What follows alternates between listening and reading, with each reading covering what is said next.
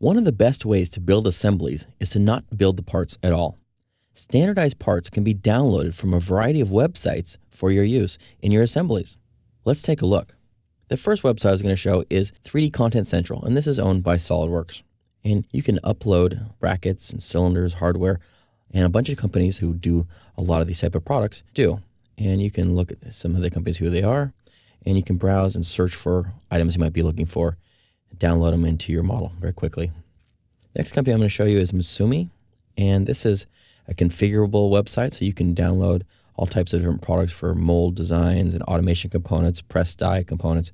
You can take a look at some of these. We have like automation, like linear motion, like shaft, bearings.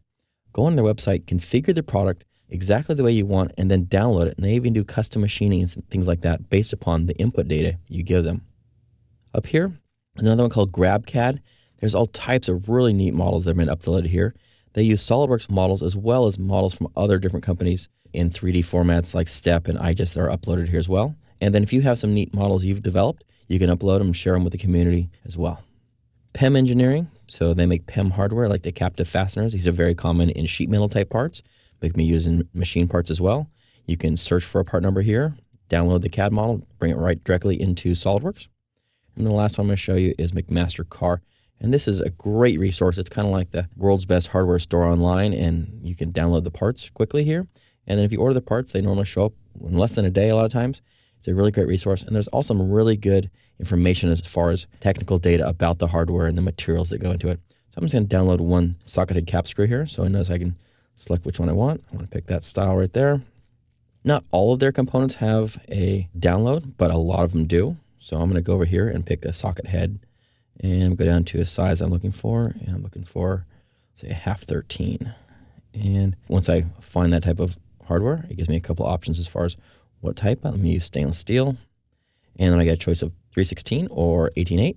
And I can pick the length. So say like this one here, it's a 1-inch one.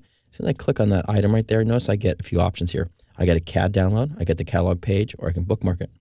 Click on CAD, and I get a picture of the drawing, which is pretty nice. And then I can download it in all types of formats, right? I can IGES, PDF, SolidWorks, step files, and then I can also get the technical drawings. Is it an AutoCAD drawing or a PDF? So I a lot of times will download both the 3D SolidWorks file as well as like maybe a 2D PDF or a 2D DXF drawing, just so I can keep that as a reference in maybe a reference folder on my design. Pick the 3D SolidWorks, click on Save, and it says open the file up, click OK, and it's going to say read only. That's great. And there it is. Just that quickly, I downloaded a file off the internet, and now I can take this little component here and save it out to my local directory and use it in my assemblies. Downloading CAD models can save a lot of time, and many times you'll get an even better model. If you're working with standardized components like hardware or off-the-shelf items, make sure to check on the internet. You'll be surprised by what you find.